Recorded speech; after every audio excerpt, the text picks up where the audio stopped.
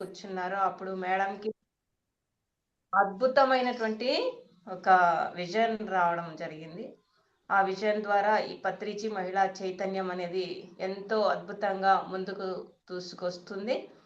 ఇందులో ముఖ్యంగా మన గురువు గారు ఏదైతే చెప్పారో 18 ఆదర్శ సూత్రాలు, 13 వ్యక్తిగత నియమాలు, 13 వ్యక్తిగత సూచనలు, అలాగే వాక్క్షేత్రం, ఇలాంటి అద్భుతమైనటువంటి వాక్యాలు అందరూ కూడా ఆచరించాలి, అందరూ కూడా సత్యంలో జీవించాలి, అందరూ పత్రిజీలుగా ఎదగాలి అనే గొప్ప దృఢ సంకల్పంతో మన గురువు గారి యొక్క దివ్య ఆశీస్సులతో స్వర్ణమాల అమ్మ ఆధ్వర్యంలో పత్రిజీ మహిళా చైతన్యం అనేది నడుస్తుందన్నమాట.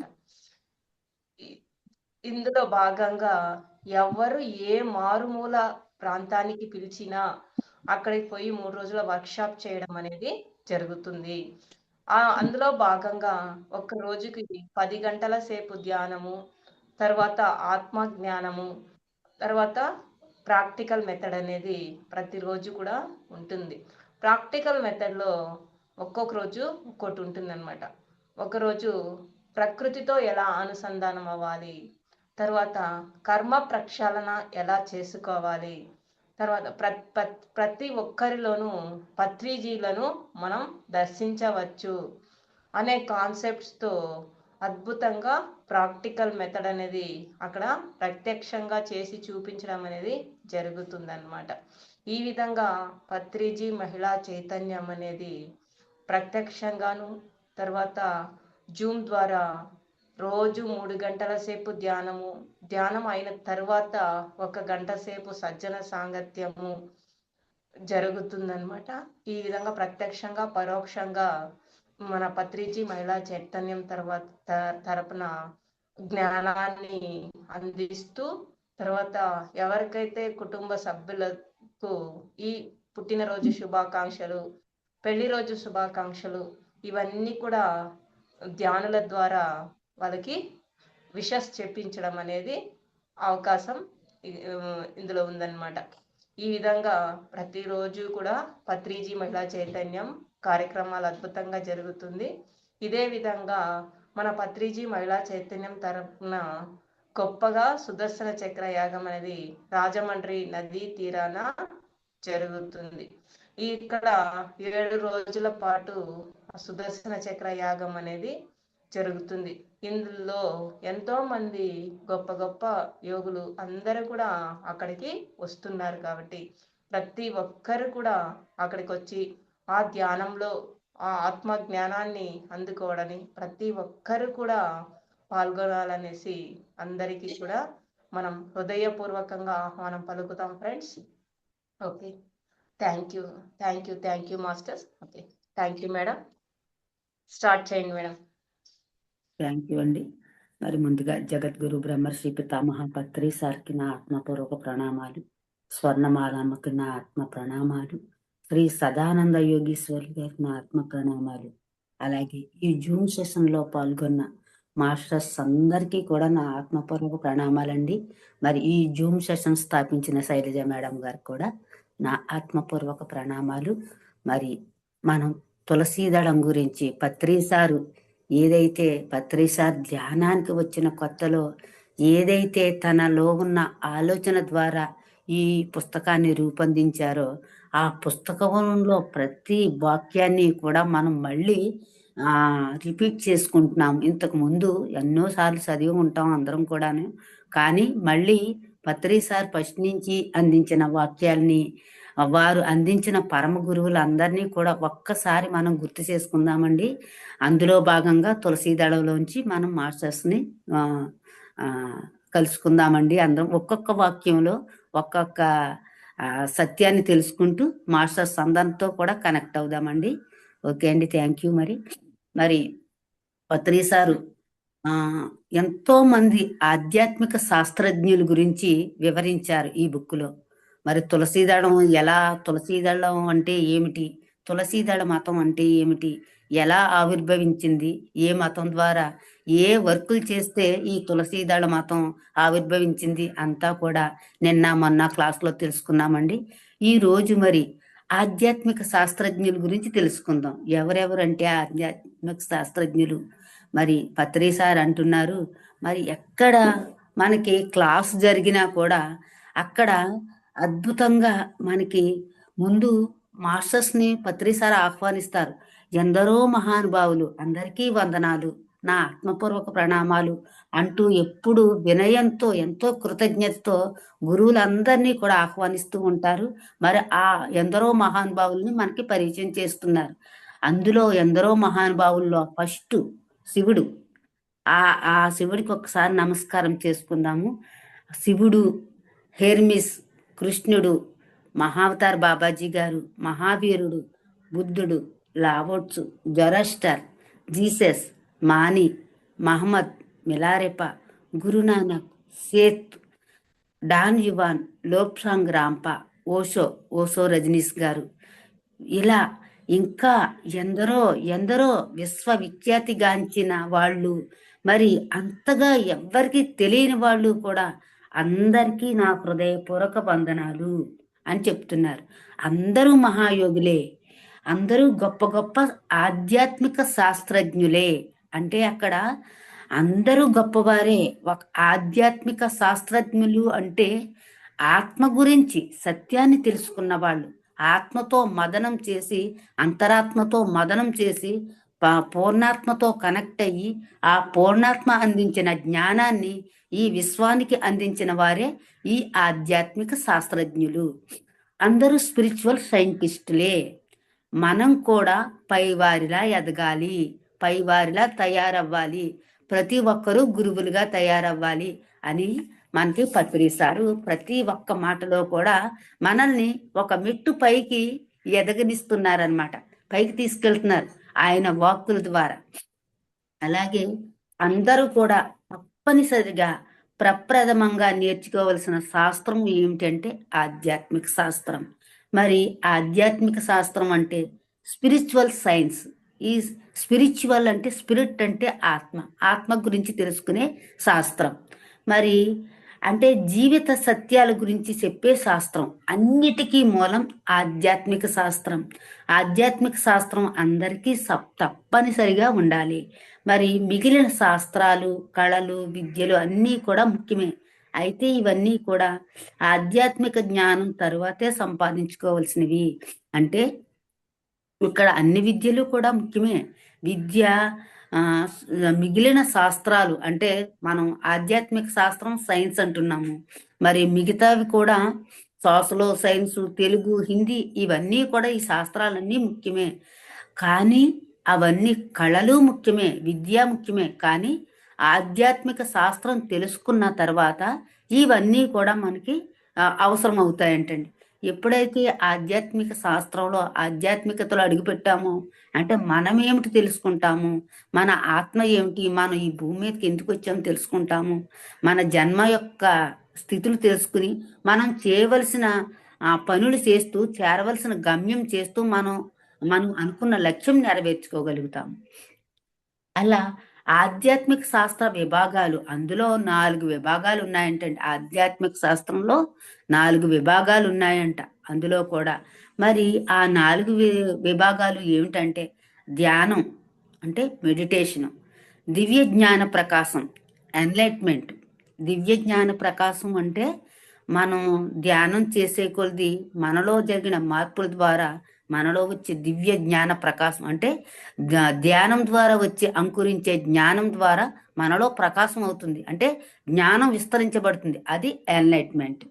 అలాగే క్షణ జాగ్రత్త అంటే to moment to moment awareness అంటే ఎప్పుడూ కూడా ఎరుకుతో ఉండడం. అంటే ఒక నిద్రలోనే, ధ్యానంలో ఎరుకుతో ఉండడం, మాట్లాడేటప్పుడు ఎరుకుతో ఉండడం.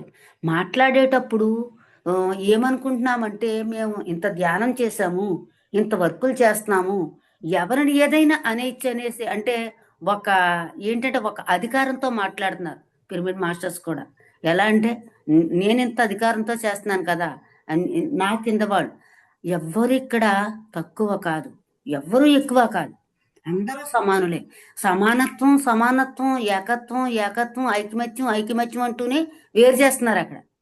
అక్కడ మళ్ళీ గ్రూపులు గ్రూపులుగా తయారు చేస్తున్నారు. అలా అక్కడ ఎక్కువ తక్కువ ఉండకూడదు. దేనికి కూడా ఐకమత్యంతో ఉండాలంటే అందరితో సమభావంగా ఉండాలి. సమభావంగా ఉండాలంటే ఒక్కొక్కసారి మాటలు అనేస్తూ అనేస్తూ ఇంకా మాట అక్కడ విమర్శ అంటే ఇక్కడ ఆధ్యాత్మికంలో కూడా విమర్శన వస్తుంది. ఆ విమర్శ లేకుండా ఉండాలి అంటున్నారు. అప్పుడే క్షణ క్షణ జాగ్రత్త. ఎందుకు వస్తుందంటే ఈ వాక్యం ఆ ఆధ్యాత్మికతలో ఉంటున్నామంటున్నారు, వర్కులు చేస్తున్నామంటారు, పక్క వాళ్ళ దాంట్లో వేలెడుతున్నారు. మనకి ఎంతైతే అర్హత ఉందో అవన్నీ మనకు వస్తాయి. మనం చేయగలిగినంత పనులు మనం చేయాలి. మిగతా వాళ్ళు తక్కువ చేస్తున్నారంటే వాళ్ళు ఏం తక్కువ కాదు. వాళ్ళకి ఆత్మస్థితిని మించిన వర్కులు వాళ్ళు చేస్తున్నారు. అంతేగాని మళ్ళీ పత్రి సార్ అదే చెప్పారు. ఎవరి జీవితంలోనూ నువ్వు వేలు పెట్టకు, పక్క వాళ్ళ వైపు నువ్వు తొంగి చూడకు. అదే ఎన్లైట్మెంట్. అదే క్షణ క్షణ జాగ్రత్త. ఎరుకత ఎరుక అవేర్నెస్ అంటే అది. ఇప్పుడు నేను ధ్యానం చేస్తున్నాను, నా గురించి నేను తెలుసుకోవాలి. నా గురించి నేను తెలుసుకున్న తర్వాత నాలో ఉన్న చెడునంతా తొలగించుకుంటూ మంచి ఏదైతే నేను మంచి నేర్చుకున్నానో ఆ మంచిని మాత్రమే పంచిపెట్టాలి. అంతేగాని నేను నేర్చుకున్నాను తర్వాత నేను వాళ్ళకి ఐకమత్యంతో ఉండాలి, ఏకత్వంతో ఉండాలి అంటే మీరు వేరు చేస్తున్నారు. అక్కడ అక్కడ మీకు తెలుస్తుంది మీరు చేసిన తప్పు ఏంటో మీకు తెలుస్తుంది. అది కాదు. దివ్య జ్ఞాన ప్రకాశం అంటే నువ్వు పక్కవాడి జీవితంలో వేలు పెట్టకు. నీ ఎన్లైట్మెంట్ నువ్వు చూసుకో. ఎన్లైట్ ద్వారా వచ్చే ప్రకాశాన్ని అందరికీ ప్రసరింపచేయి అని చెప్తున్నారు. ప్రతి మాట, ప్రతి శ్రేష్ట, ప్రతి వాక్కు కూడా అవేర్నెస్ తో ఉండాలి అని చెప్తున్నారు. మనశ్శక్తి అంటే థాట్ పవర్. థాట్ పవర్ అంటే ఈ థాట్ పవర్తో ఆలోచన శక్తితో మనం ఒక్కొక్కసారి నేను ఇది అంటే నాకు నేనే చెప్పుకుంటున్నా, నేను ఈ పని చేయగలనో లేదో, వెళ్ళగలనో లేదో ఒక్కొక్కసారి బలహీనం అవుతూ ఉంటాను. అలా కాకుండా నేను ఏదైనా చేయగలను, ఎంతైనా చేయగలను. ఒక థాట్ పవర్ ద్వారా ఎన్నో కార్యాలు, సృష్టి కార్యక్రమాలు మనం సృష్టించవచ్చు. ఇప్పుడు పెద్ద పెద్ద మాస్టర్స్ యాగాలు, యజ్ఞాలు ఎలా అయితే క్రియేట్ చేస్తున్నారు కదా, అలా మనం కూడా చేయవచ్చు. మరి ధ్యానం ద్వారానే దివ్య జ్ఞాన వికాసానికి మనం అర్హులం అవుతాం. అంటే ధ్యానం ద్వారా ఇంకా వేరే దేని వల్ల కూడా దివ్య జ్ఞానానికి మనం అర్హులం కాదంటండి. ఎప్పుడైతే ధ్యానం చేస్తున్నామో మనలో జ్ఞానం విస్తరించబడుతుంది. అప్పుడు మాత్రమే దివ్య జ్ఞాన ప్రకాశానికి మనం అర్హులం అవుతాం. తర్వాత ధ్యానం ధ్యానం దివ్య జ్ఞానం ప్రకాశం క్షణ దివ్య జాగ్రత్త అంటే ఈ మూడింటి వల్లని మన మనశ్శక్తి అన్నది ప్రబలమవుతుంది. అక్కడ ధ్యానం ద్వారా, తర్వాత దివ్య జ్ఞాన ప్రకాశం వల్ల, తర్వాత క్షణ జాగ్రత్త అంటే ఎప్పుడు ఎవరితో ఏం మాట్లాడాలి, ఎంత మాట్లాడాలి, ఎవరైనా మాట్లాడుతుంటే ఎంత ఎరుకుతో వినాలి, ఎంత ఎరుకుతో వాళ్ళు విమర్శిస్తున్నా మాట్లాడకుండా ఉండాలి, ఎంత మౌనంతో ఉండాలి అనేది అవేర్నెస్. క్షణ జాగ్రత్త. అప్పుడు మనకి మనశ్శక్తి అంటండి ప్రబలం అవుతుందంట. మనలో ఉన్న శక్తి పెంచబడుతుందంట. ఈ ప్రబలమైన మనశ్శక్తి ద్వారా సాధించలేనిది ఏదీ లేదు. ఏ లోకంలోనైనా, ఏ కాలంలోనైనా ఉండనే ఉండదు. మరి అంటే ది ప్లస్ యానం అంటే ధ్యానం. అంటే సూక్ష్మ శరీరాది సముదాయం. సూక్ష్మ శరీరాది సముదాయం అంటే మన బాడీ ఒక శరీరం అయితే మనలో సూక్ష్మంగా ఇంకా ఎన్నో శరీరాలు ఉన్నాయండి. ఎన్నో శరీరాలు ఉంటే వాటన్నిటితో కూడా ఎప్పుడైతే ధ్యానం చేస్తున్నామో మనలో ఉన్న సూక్ష్మ శరీరాలతో కనెక్ట్ అయి ఉంటాము. అంటే సూక్ష్మ శరీరాది సముదాయం అంటే అక్కడ ఎక్కువ అని అర్థం. ఇది ఆస్ట్రల్ బాడీ కాంప్లెక్స్ అన్నమాట. అంటే ఇప్పుడు మనకి బస్ కాంప్లెక్స్, ఆటో కాంప్లెక్స్ ఎలా ఉంటున్నాయండి, అలా అక్కడ ఆస్ట్రల్ బాడీ కాంప్లెక్స్ అన్నమాట. ఈ ఆస్ట్రల్ బాడీ అంటే ఈ సూక్ష్మ శరీరం కొన్ని లోకాలు తిరిగి వస్తుందన్నమాట.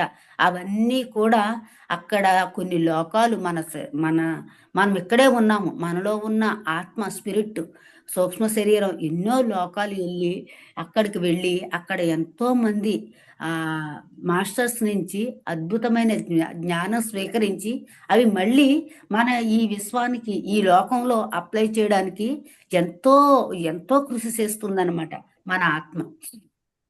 అది ఆ ఆత్మ మళ్ళీ పనిచేయడానికి మన శరీరం అవసరం. మళ్ళీ ఆ ఆత్మ మన శరీరంలోకి వచ్చి మన శరీరం ద్వారా, ఈ బాడీ ద్వారా ఈ లోకానికి మనం ధ్యాన ప్రచారం చేయడం, ఒక 4 మాటలు, మంచి మాటలు చెప్పడం ద్వారా లోక కళ్యాణానికి దారితీస్తుంది. అది అంటే యానం అంటే ఆస్ట్రల్ బాడీ ప్రయాణం అన్నమాట. ఎన్నో లోకాలు తిరగడం కనుక ధ్యానం అంటే సూక్ష్మ శరీరాది సముదాయంతో చేసే ప్రయాణం అన్నమాట. దీనినే ఆస్ట్రల్ ట్రావెల్ అంటారు. మరి ధ్యానం ద్వారానే సర్వలోకాలు తిరగగలుగుతాం. అంటే ఇక్కడ ఏ పని చేసినా కూడా మనకి ఏ లోకాలు తిరిగి రాలేమండి. ఎలా అయితే ధ్యానంలో కూర్చుంటున్నామో ఇలా కూర్చోగానే వెళ్ళిపోయి ఆ లోకాలన్నీ కూడా తిరిగి వచ్చేస్తుంటుంది. ధ్యానం ద్వారానే సర్వలోకవాసులను కలుసుకోగలుగుతాం. ధ్యానం ద్వారానే సర్వలోక రహస్యాలను తెలుసుకోగలుగుతాం. సర్వలోక రహస్యాలు అంటే సృష్టి రహస్యాలు. ఎక్కడ ఏ మాస్టర్ చెప్పిన, అంటే కొంతమంది మాస్టర్స్ కూడా ఈ భూమి మీద జన్మ తీసుకోకుండా ఆత్మల రూపంలో పైలోకాలలో, ఉన్నత లోకాలలో ఉండిపోయారు కొంతమంది మాస్టర్స్. ఆ మాస్టర్స్ దగ్గరికి వెళ్ళి, అంటే వాళ్ళు శరీరం లేకుండానే వర్క్ చేస్తారు. ఆ వర్క్ చేసేటప్పుడు కొంతమందిని ఈ భూమి మీద ఉన్న వాళ్ళని ఎంచుకుంటారు.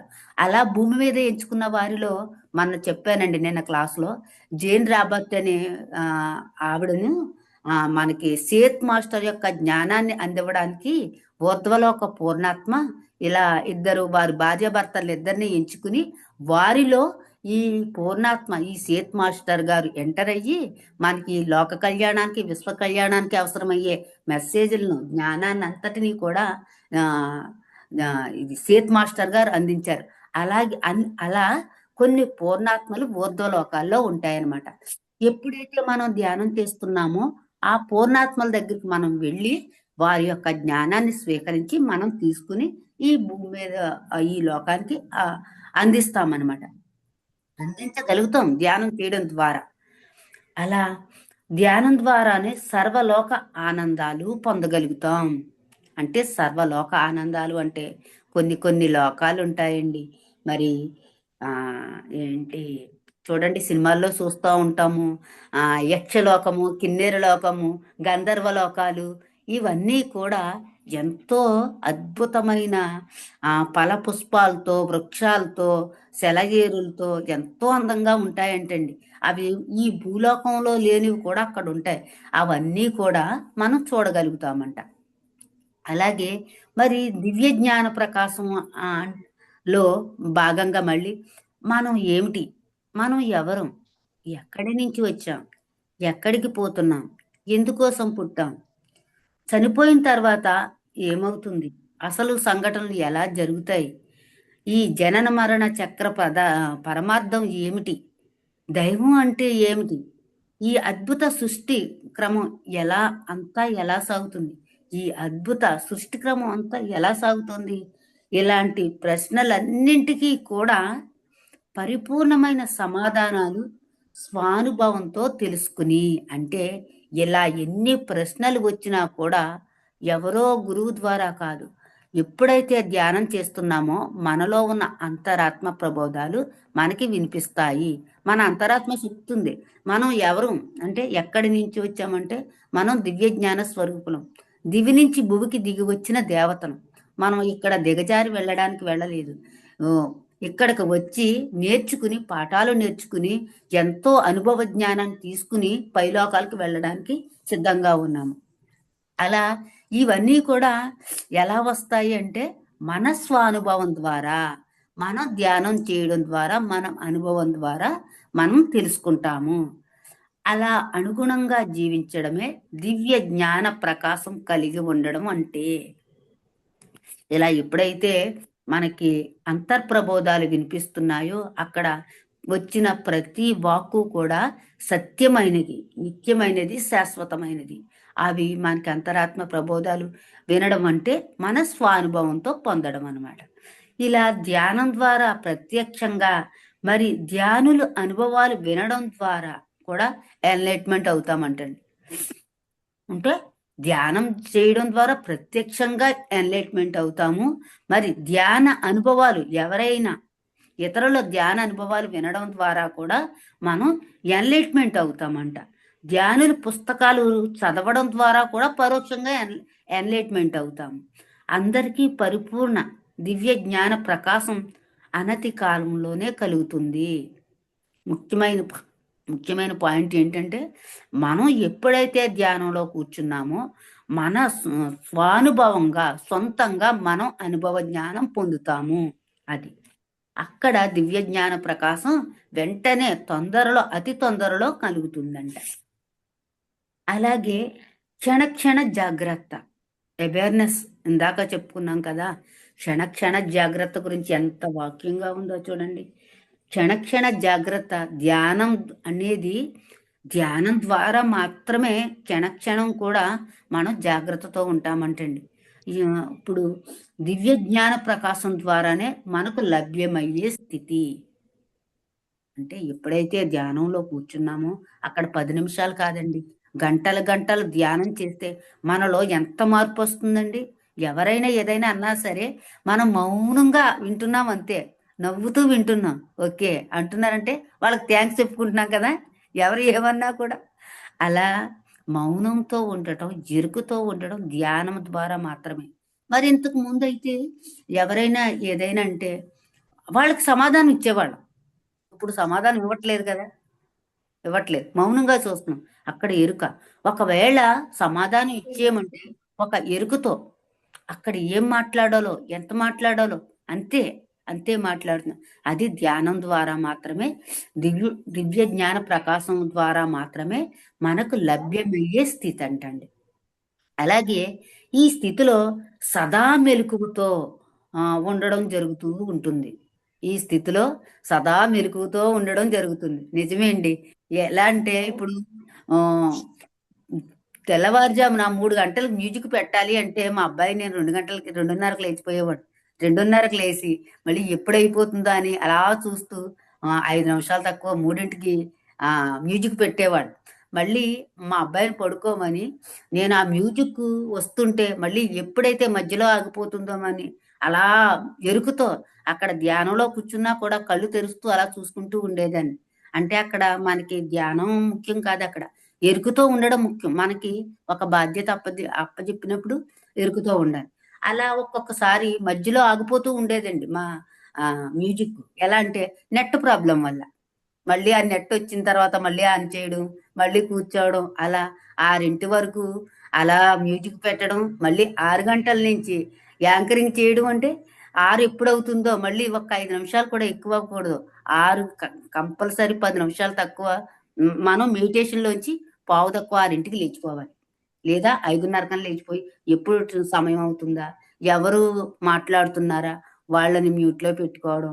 అంటే ఇప్పుడు ఒక మాట్లాడడం ద్వారా ఎంతో స్థితిలో ఉంటారు ఆ సమయంలో. 3 గంటల నుంచి ధ్యానంలో కూర్చున్నారంటే ఎంతో హైయెస్ట్ స్థితిలో ఉంటారు, కొన్ని లోకాల్లో ఉంటారు. అలాంటప్పుడు పక్క వాళ్ళు మాట్లాడడం ద్వారా వాళ్ళు డిస్టర్బ్ అయిపోయి ఏమీ తెలియని స్థితిలోకి వచ్చేస్తారనమాట. అక్కడ మళ్ళీ బుర్ర డిస్టర్బ్ అయిపోయి ఎక్కడ ఉన్నారో కూడా వాళ్ళకి తెలీదు. కాన్షియస్‌లో ఉండరు. ఆ సమయంలో మనం మనకిచ్చిన బాధ్యత ద్వారా ఎరుకుతో ఉంటూ అక్కడ ఎవరు మాట్లాడుతున్నారో వాళ్ళని మ్యూట్ చేయడం. మళ్ళీ అంటే ఎరుకనమాట. అక్కడ మనకి అదే ధ్యానం మళ్ళీ. ఆ ఎరుకుతో ఉండడమే మనకి ధ్యానం. అదండి. అలా అంటే నేను ఇది చూసుకుంటున్నాను కాబట్టి, అంటే ఎరుక అనే పదానికి నాకు అర్థం ఇలా తెలిసింది. అలాగే బయట ప్రపంచంలో కూడా విషయాలను బట్టి, సమయాన్ని బట్టి, సందర్భాన్ని బట్టి మనం ఎరుకుతో ఉండడం, నోటికి ఎంత వస్తే అంత మాట్లాడకుండా ఉండడం, అలా అదుపులో ఉండడం, మౌనంగా ఉండడం. ఇలా మనకి ఈ స్థితిలో సదా మెలకువతో ఉండడం జరుగుతూ ఉంటుంది. ఎప్పుడూ వర్తమాన స్ఫూర్తిని కలిగే ఉంటాం.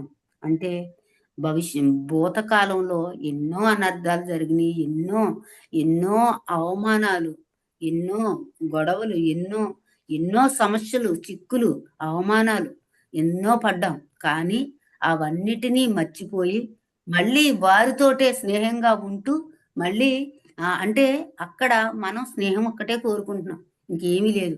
అక్కడ భూతకాలం వదిలేసాం, అయిందేదో అయిపోయింది.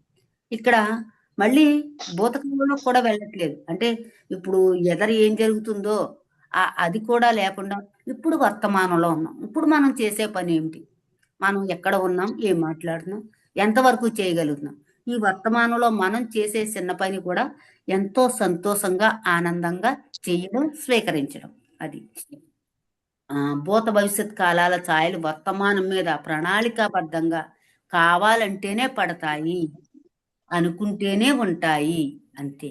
ఒకానొక ఆధ్యాత్మిక శాస్త్ర విద్యార్థి ధ్యానంలో నిష్ఠాతుడైన తరువాత, దివ్య జ్ఞాన ప్రకాశం కలిగిన తరువాత, పూర్ణ ఆధ్యాత్మిక శాస్త్రజ్ఞుడైన తరువాత నిరంతరం అభ్యాసం చేయవలసిన స్థితే నిత్య జాగ్రత్త. అదే క్షణ జాగ్రత్త. మరి ఎన్ని పొందామంటే ఒకానొక ఆధ్యాత్మిక శాస్త్ర విద్యార్థి దశలో మనం అన్ని నేర్చుకుంటూ ఉంటాం, నేర్చుకుంటూ ధ్యానంలో నిష్ఠాతుడు అయిన తరువాత, అంటే ధ్యానంలో ఎక్కువ స్థితికి ఎదిగిన తరువాత, దివ్య జ్ఞానం ప్రకాశం కలిగిన తరువాత, జ్ఞానం తరువాత మనలో వచ్చిన జ్ఞానం ప్రసరించబడిన తరువాత, పూర్ణ ఆధ్యాత్మిక శాస్త్రజ్ఞుడైన తరువాత, అంటే పూర్ణంగా సత్యాన్ని తెలుసుకున్న తర్వాత నిరంతరం అభ్యాసం చేయవలసిందే. అంటే అక్కడ నిత్య జాగ్రత్త, క్షణ జాగ్రత్త. ప్రతి నిమిషం అవేర్నెస్ గా ఉండాలి, ప్రతి క్షణం ఎరుకుతూ ఉండాలి. అలా మన లోపలి పరిస్థితులు గాని, మన బయట పరిస్థితులు గాని క్షణం రూపాంతరం చెందుతూనే ఉంటాయి. మన పరిస్థితులు ఈ రోజు ఇలా ఉన్నామంటే రేపటికి అది కూడా కరెక్ట్ అవుతుంది, దానివల్ల మనం రూపాంతరం చెందుతూనే ఉంటాయి. ఏది స్థిరమైనది కాదు, ప్రతిదీ తాత్కాలికమే, ప్రతిదీ చైతన్యవంతమే, ప్రతిదీ మారేదే. ఇలా నిరంతరంగా మారే లోకంలో ప్రస్తుత సందర్భాన్ని, ప్రస్తుత సమస్యను గుర్తించి దానికి అనుగుణంగా ప్రతి క్షణము కూడా జాగరూకతగా మెలగడమే క్షణ జాగ్రత్త.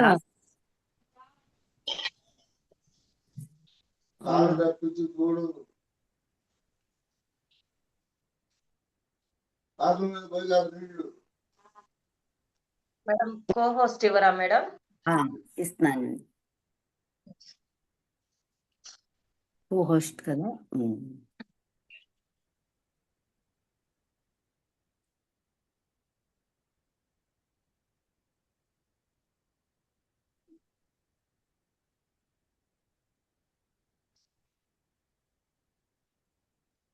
మీకు హోస్ట్ వచ్చింది మేడం. Okay madam. చూడండి, అలా నిత్యం కూడా జాగరూకతతో మెలగడమే క్షణ జాగ్రత్త స్థితి.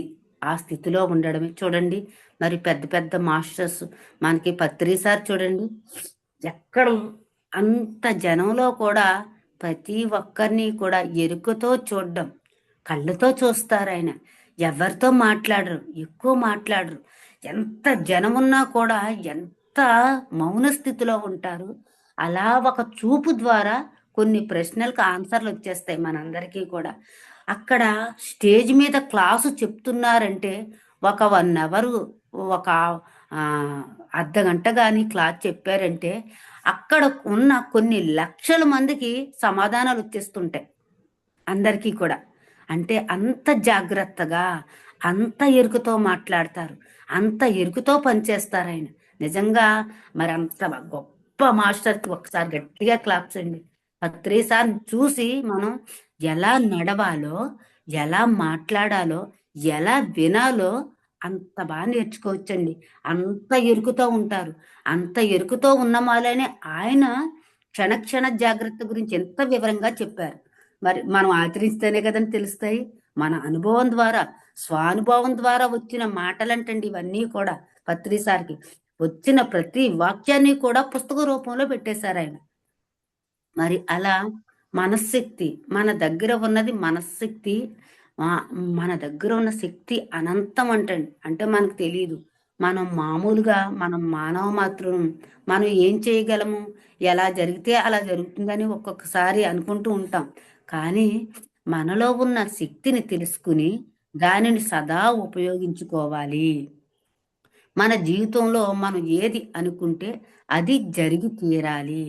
అంటే మన జీవితంలో ఏది అనుకుంటే అది జరిగి తీరాలంటే అంత శక్తి మనలో ఉంది.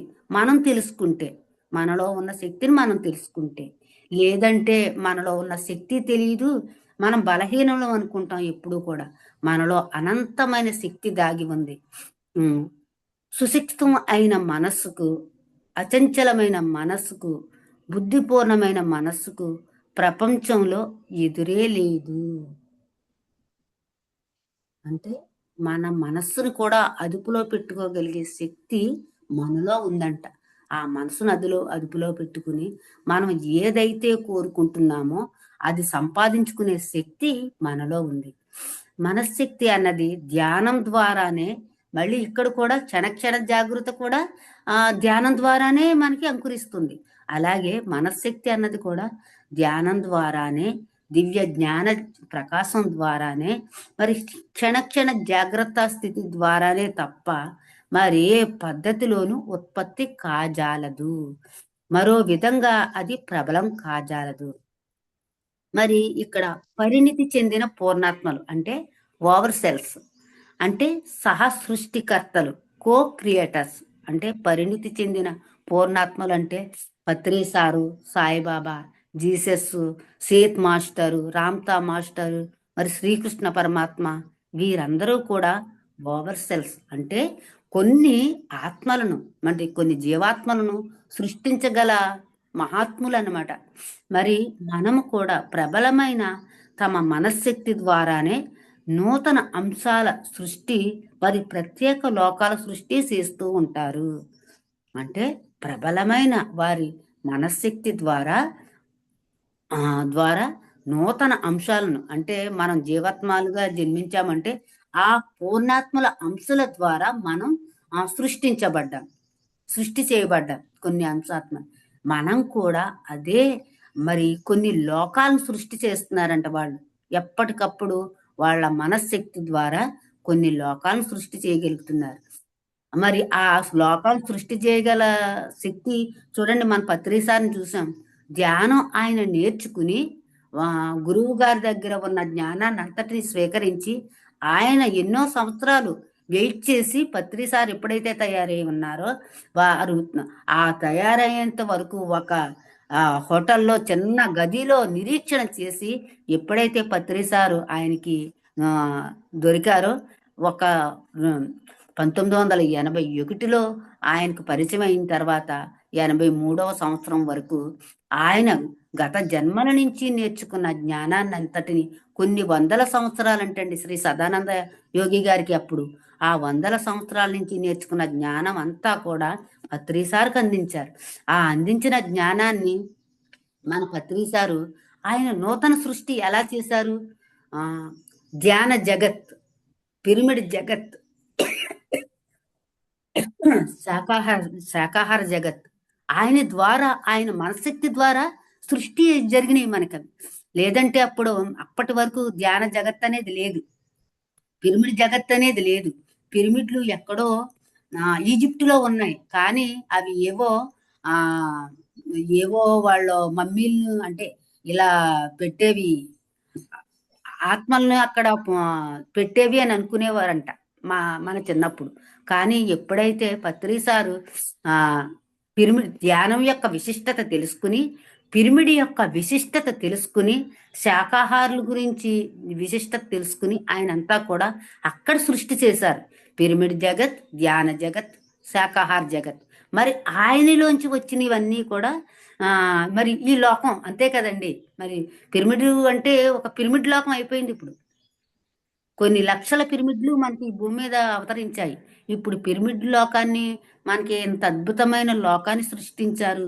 మరి కాంతి యుగం, మరి సత్యయుగాన్ని ఆయన స్థాపించారు. మరి అంతటి అద్భుతమైన సృష్టి చేసిన జగద్గురు బ్రహ్మర్షి పితామహ పత్రి సార్కి వేల వేల కృతజ్ఞతలండి. మరి అలా మనం కూడా ఎదగాలి అనేది ఆయన యొక్క ఆశయం. ఆ ఆశయం ద్వారానే ప్రతి ఒక్కరూ కూడా ధ్యానం చెయ్యండి. మరి ధ్యానం చేసి జ్ఞానం, మీకొచ్చిన జ్ఞానాన్ని ఏదైతే మీరు నేర్చుకున్నారో ఆ జ్ఞానాన్ని పక్క వాళ్ళకి వెంటనే వెళ్ళి చెప్పేసేయండి అనేసి ఆయన చెప్పారు. మరి ధ్యానం వలన లాభాలు, మరి కొత్త వారికి ఉంటారు కదండి, ఆ కొత్త వారు తెలుసుకోవాలి ఇవన్నీ కూడా. ధ్యానం ద్వారా మనకు 6 విధాల లాభాలు ఉన్నాయి. అవి శారీరక ఆరోగ్యం, మానసిక ప్రశాంతి, బుద్ధి సునిశ్చితత్వం, ఆర్థిక సంక్షేమం, మరి సుమిత్ర ప్రాప్తి, ఆధ్యాత్మిక శాస్త్ర విజ్ఞానం తెలుస్తుందంట. ముందుగా మనం ధ్యానంలోకి వచ్చిన వెంటనే మనకి ఏదైనా శరీరంలో రుగ్మతలు ఉంటే ఆ రుగ్మతలన్నీ తొలగిపోయి ధ్యానం ద్వారా ఆ విశ్వశక్తి ద్వారా మనకి నాడీ మండల శుద్ధి జరిగి వెంటనే నాడీ మండల శుద్ధి జరగడం ద్వారా మనలో ఉన్న కణాలన్నీ కూడా యాక్టివేట్ అయ్యి మన ఆరోగ్యం కుదుటపడుతుంది. తరువాత ఎప్పుడైతే ఆ ఆరోగ్యం కుదుటపడిందో మనకి మానసిక ప్రశాంతత కలుగుతుంది. ఎప్పుడైతే మానసిక ప్రశాంతత కలిగిందో బుద్ధి వికసిస్తుంది. సునిశ్చిత్వం అంటే మనం మనసు చెప్పిన మాట వినకుండా బుద్ధి ఎలా చెప్తుందో ఆ బుద్ధి చెప్పే మాటలను వినడం ద్వారా ఆత్మస్థితికి మనం ఎదగగలుగుతాం. ఆర్థిక సంక్షేమం అంటే ఆర్థికంగా కూడా మనం మెరుగుపడతామంటండి. ఆర్థికంగా కూడా మనకి సమయానికి డబ్బు లేక, సమయానికి సంపద లేక ఎన్నో ఇక్కట్లు పడి ఉంటాం. ఎన్నో సమస్యలు ఫేస్ చేస్తున్నాం అందరం కూడా. మరి అలా ఎప్పుడైతే ఉన్నామో ఇక్కడ ధ్యానం చేయడం ద్వారా ఆర్థిక సంక్షేమం కూడా కలుగుతుందంట. మనకి సంపద అన్ని వైపుల నుంచి కూడా సమృద్ధిగా లభిస్తుందంట, ఏదో ఒక రూపంలో, ఎలా అన్నా సరే. అలాగే సుమిత్ర ప్రాప్తి కలుగుతుంది. సుమిత్ర అంటే స్నేహం అన్నమాట. మంచి స్నేహితులతో మనకి అప్పటి వరకు ఉన్న స్నేహితులు అంటే మనల్ని మనల్ని వాడుకునే వాళ్ళు గాని, మనతో చేయించుకునే వాళ్ళు గాని, అనవసరమైన స్నేహితులు అందరూ కట్ అయిపోతారు అక్కడ. వాళ్ళతో బంధాలన్నీ తెగిపోతాయండి మనకి. మన చుట్టూతా ఉన్న వారితో మనం ఎందుకు వాళ్ళు మాట్లాడడం మానేశారు, మన ఇంటికి ఎందుకు రావడం మానేశారు అంటే అక్కడ వాళ్ళు మనకు కరెక్ట్ కాదు ఇంకా. మన ఆత్మస్థితిలో ఉన్నప్పుడు వాళ్ళు కరెక్ట్ కాదు. అందుకని అక్కడ కట్ చేయబడ్డాయి. ఇప్పుడు మనకి ఆత్మ బంధువులు. మనకి మన సుమిత్రతకు, మన స్నేహానికి తగ్గ మిత్రులు మనకి పరిచయం అవుతారంటండి. సుమిత్ర లాభం కలుగుతుంది. మంచి స్నేహితులతో మనకి ఆ మంచి స్నేహితులతో మనకు స్నేహం ఏర్పడుతుందంటండి. ధ్యానం యోగం అన్నది తెలియని వారికి ఆధ్యాత్మిక సత్యాలు దగ్గోచరం కావడం అన్నది అసంభవం. ఏంటంటే ధ్యాన యోగం కలగని వారికి అంటండి, ధ్యానం చేయలేని వారికి, ధ్యానం యొక్క విలువ తెలియని వాడికి ఇవి ఎన్ని మాటలు చెప్పినా కూడా వాళ్ళకి అర్థం కావు, అసంభవం అనేసారు. కనుక వారు అనేక విధాల ప్రముక్తులే ఉంటారు. పర్యవసానం ఏ విధమైన స్వస్థత కూడా వాస్తవానికి వారికి ఉండదు. అనుకుంటారు కానీ మేము బోల్డు డబ్బు ఉంది, బోల్డు కారులు ఉన్నాయి, మాకేంటి ఇంత ఉంది అని అనుకుంటారు. కానీ ఏదో ఒక వెలితి ఉంటుందంటండి, ఏదో సమస్య ఉంటుందంట. కానీ మనం ధ్యానంలోకి వచ్చిన తర్వాత మనం మనస్పూర్ణంగా సంతోషం అనుభవిస్తున్నాం కదా. ఎన్ని కష్టాలు ఉన్నా, ఎన్ని నష్టాలు ఉన్నా కూడా ధ్యానం చేసేటప్పుడు ఒక బ్రహ్మానంద స్థితిని కలిగి ఉంటున్నాం. ఆ బ్రహ్మానంద స్థితితోటే ఎన్ని సమస్యలు వచ్చినా, ఎన్ని ఆటుపోట్లు వచ్చినా కూడా ఎదుర్కోగలుగుతున్నాం కదండి. మరి ఈ ధ్యానం చేయలేని వారికి చిన్న సమస్య వచ్చినా కూడా పెద్దదిగా కనిపిస్తుందంట. ఇది ఎలా చేయాలి ఏంటి అనేసి కంగారు పడిపోతూ ఉంటారంట. ఇక్కడ ధ్యానం చేసిన వారికి ఏదైతే అది గమనిలే, మనం చేద్దాం, ఆ సమస్యను పూర్తిగా పరిష్కరిద్దాం అనే స్థితికి మనం ఎదిగి ఉన్నాము. అలా ధ్యానులు కాని వారికి శారీరక అనారోగ్యం, మానసిక అశాంతి, ఆధ్యాత్మిక అజ్ఞానం అన్నవి తప్పవు. అక్కడ ఇంక వాళ్ళకి ఏం తెలియదు. అక్కడ ధ్యానం చేయలేని వారికి అనారోగ్యం తప్పదు. తరువాత మానసిక అశాంతితో ఉంటారు. తర్వాత అజ్ఞానం అన్నవి కూడా తప్పు. అజ్ఞానంలోనే ఉంటారు వాళ్ళు.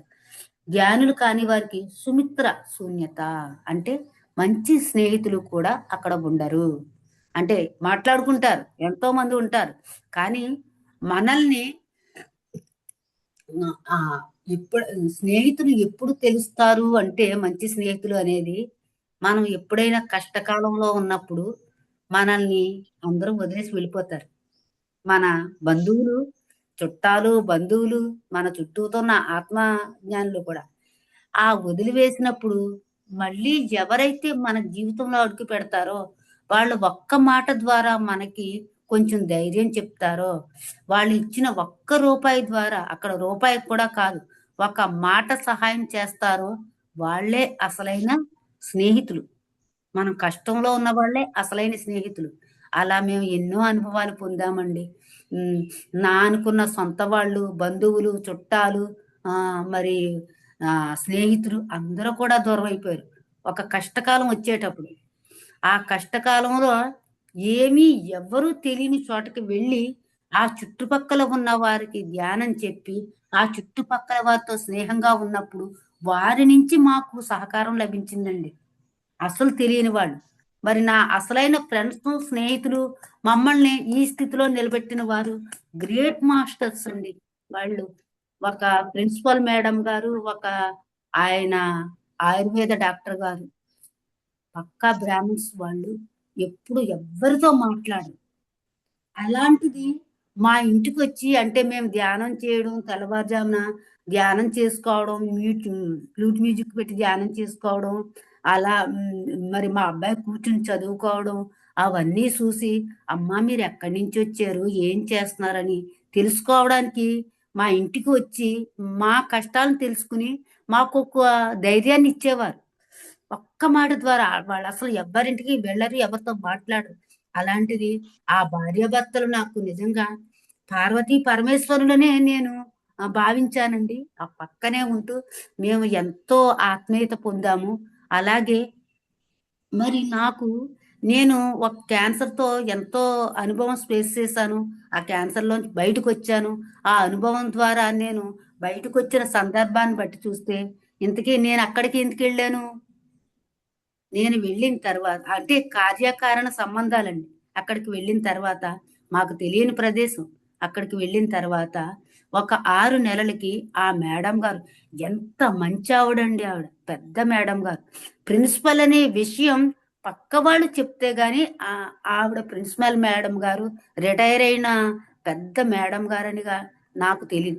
పక్క వాళ్ళు చెప్పడం ద్వారా తెలిసింది గానీ, అమ్మా నేను ఈ వర్క్ చేసేదాన్ని అని ఆవిడ చెప్పుకోలేదు చూడండి. ఆయనకెన్ని ఆవిడ పీజీ చేశారంటండి. ఎన్నో ఆహ్, అధికారాలతో ఉన్న ఆవిడంటండి. ఆవిడ ఒక్క మాట చెప్పుకోలేదు. ఆవిడకి అంటే చూడండి మన గురించి నీకు ఇంత తెలిస్తే నేను ఇది చేస్తున్నాను, నేను అంత చేస్తున్నాను, మా అబ్బాయిది, మా అమ్మాయిది అని గొప్పలు చెప్పుకుంటూ ఉంటాం కదండీ! అలాంటిది ఒక డాక్టర్ అండి ఆయనే చెప్పలేదు. ఒక ప్రిన్సిపల్ మేడం అయ్యుండి, ఒక యూనివర్సిటీనే ఆవిడ రన్ చేస్తూ ఉండే ఆవిడ ఇంత మాట చెప్పలేదు. అలాంటిది వాళ్ళతో నాకు స్నేహం కలిగిందండి. ఆ తర్వాత ఇంతకీ ఆవిడకి హ్మ్. బ్రెస్ట్ క్యాన్సర్ వచ్చింది ఆవిడకి. ఆ బ్రెస్ట్ క్యాన్సర్ వచ్చేటప్పటికి మొత్తం ఊగిపోయారనమాట వాళ్ళ కుటుంబం అంతా కూడా. ఎందుకో బయటికెళ్లారు. 2 రోజులయింది మేడం గారు కనిపించట్లేదు అని నేను వారింటికెళ్తే వాళ్ళ అమ్మాయి చెప్పారు. మా అమ్మగారికి బ్రెస్ట్ క్యాన్సర్ వచ్చిందంట. ఇప్పుడు టెస్ట్‌ల్లో ఉన్నారు. ఢిల్లీకెళ్లారు అని చెప్పేటప్పటికి, అప్పటికప్పుడే నేను మళ్ళీ ఆ మేడం గారికి వాళ్ళ అమ్మాయి ద్వారా ఫోన్ చేసి, "మేడం మీరేం కంగారు పడకండి. ట్రీట్మెంట్ తీసుకోండి."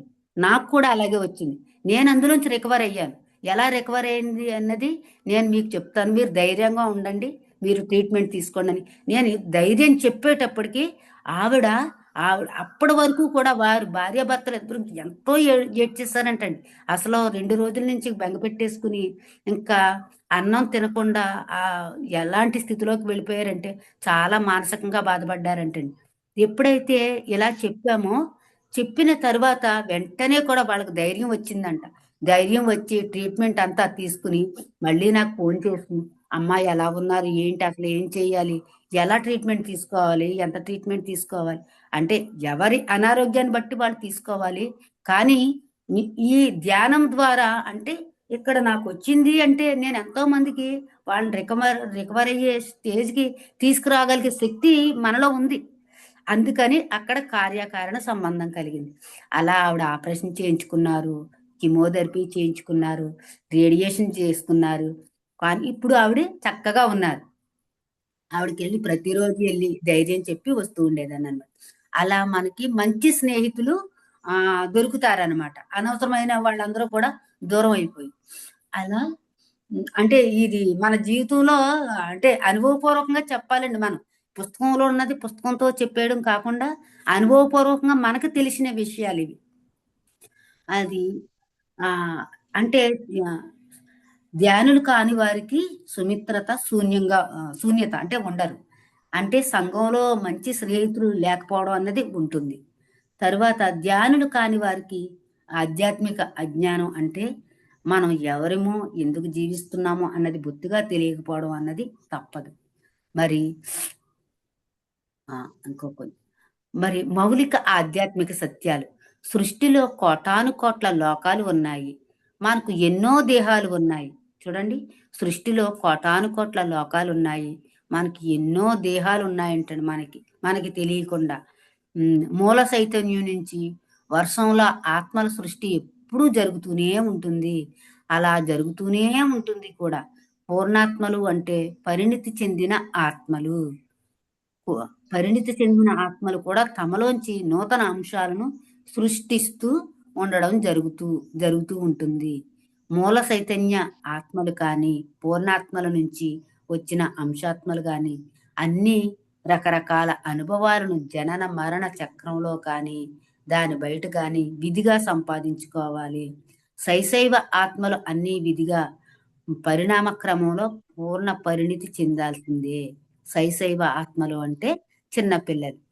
చిన్న పిల్లల దగ్గర నుంచి కూడా అంటే శైశవాత్మ అంటే చిన్న పిల్లల దశలో ఉండి అప్పటి నుంచి కూడా మనం ఎదిగేంత వరకు అంటే శైశైవ దశ, యవ్వన దశ, హ్మ్, మరి బాల్య దశ, యవ్వన దశ, వృద్ధాప్య దశ ఆ స్థితికి మనం ఎదగాలి.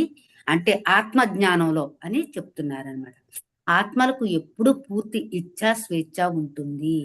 తమ తమ ఇచ్ఛా స్వేచ్ఛల వల్ల రకరకాల కర్మలను చేస్తూ వాటి ఫలితాలను అనుభవిస్తూ ఎన్నో పాఠాలను నేర్చుకుంటూ ఉండడం అన్నది సదా జరుగుతూ ఉంటుంది.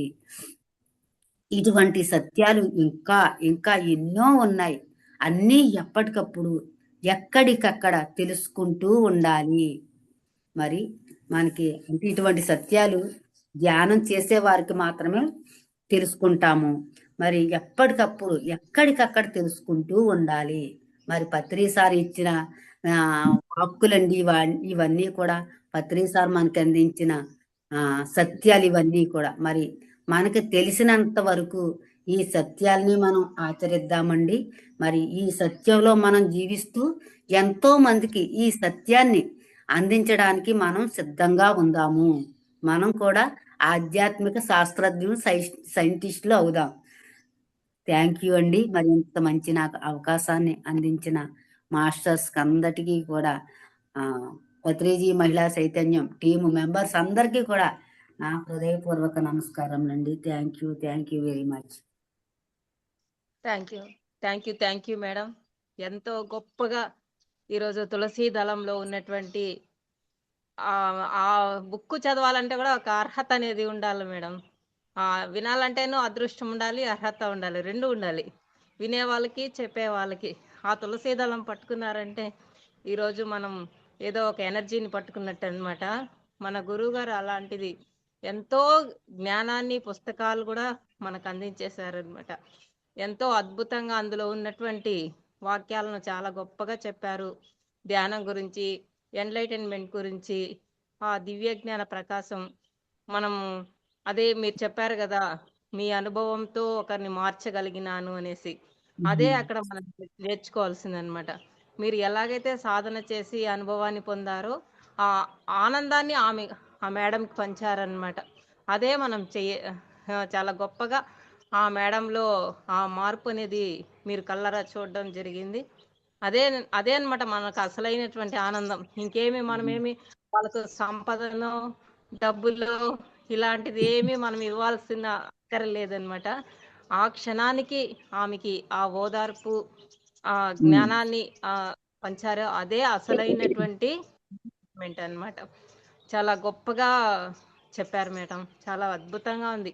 ఇదే మన గురువు గారు మనకి అందించడం అన్నమాట. పక్క వారికి మీ పిరమిడ్ మాస్టర్స్ ఉండేది పక్కవారి కోసమే. అంటే పరోపకారం ఇదం శరీరం. ఈ భూమిపైకి మనం వచ్చింది మనం పక్కవారికి మనకు తెలిసినటువంటి జ్ఞానాన్ని పంచడానికి మాత్రమే మనము వచ్చామన్నమాట. ఓకే. చాలా అద్భుతంగా ఉంది. అలాగే ప్రేమ్‌నాథ్ సార్ ఎప్పుడు చెప్తుంటారనమాట.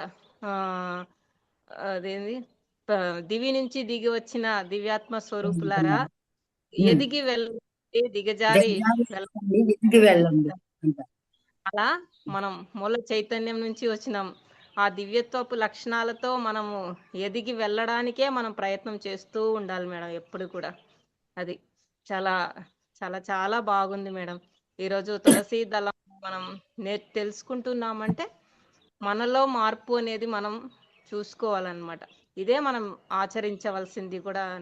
మనం ప్రతిరోజు కూడా ఏం తెలుసుకుంటున్నాము, ఈరోజు మన మైండ్లోకి మనం ఏం పాయింట్ మనకు వచ్చింది, ఆ పాయింట్ని మనము పట్టుకొని పోవడమే అనమాట ఇక్కడ ఆచరణ అనేది. ఓకే. చాలా చాలా థ్యాంక్ యూ మేడం. మాస్టర్ అందరూ ఎవరన్నా మాట్లాడతారు నమస్తే madam. Good morning. Good morning అండి. చాలా బాగా చెప్తున్నారు మేడం. మీ అనుభవం కూడా రోజు ఒక 5 నిమిషాలు చెప్పండి మేడం. మీరు క్యాన్సర్ నుంచి బయటపడ్డారని మాకు అసలు తెలియదు. అసలు నిజంగా చాలా అసలు ఎలా దాన్ని ఫేస్ చేశారు, అది కూడా రోజుకు ఒక 5 నిమిషాలు చెప్పండి మేడం. ఇప్పుడు మనం అదే చెప్తా ఉన్నప్పుడు ఏదో ఒక పాయింట్ దగ్గర మన అనుభవం జోడించాల్సి వచ్చేది కదా, అప్పుడు ఇది చెప్పండి మేడం. మీరు ఎలా బయటపడ్డారు అనేది. బుక్ చెప్పటం వేరు, మన అనుభవ జ్ఞానం చెప్పడం వేరు కదా మేడం. ఒకేసారి మీ అనుభవాలు చెప్పేసేయండి అన్న అర్థం కావు అందరికి. ఇప్పుడు ఒక్కొక్క పాయింట్ చెప్తున్నప్పుడు మీ అనుభవ జ్ఞానం దాంట్లో జోడించి చెప్పారనుకోండి, మీరు దీన్ని అసలు ఎలా ఫేస్ చేస్తున్నారు. ఇప్పుడు ఎవరైనా మాటలు అన్నప్పుడు మనకి కష్టంగా ఉంటది, స్ట్రక్ అయిపోతాము, మౌనంగా ఉంటాం కరెక్టే, కానీ తర్వాత బాధేసిద్ది కదా మేడం, ఎందుకు అన్నారు అనేది. ఖచ్చితంగా ఆ దాని నుంచి ఎలా మీరు ఎలా అయితే బయటపడతారు మేడం. ఇప్పుడు ఏమైనా మాట్లాడినారనుకోండి, మౌనంగా ఉంటాం మనం అక్కడ, కరెక్టే, ధ్యానులం కాబట్టి. మరి దాని నుంచి ఎలా బయటపడతారు? రికార్డింగ్ ఆఫ్ చేసిండమ్మా. రికార్డింగ్ ఆపేసేయం.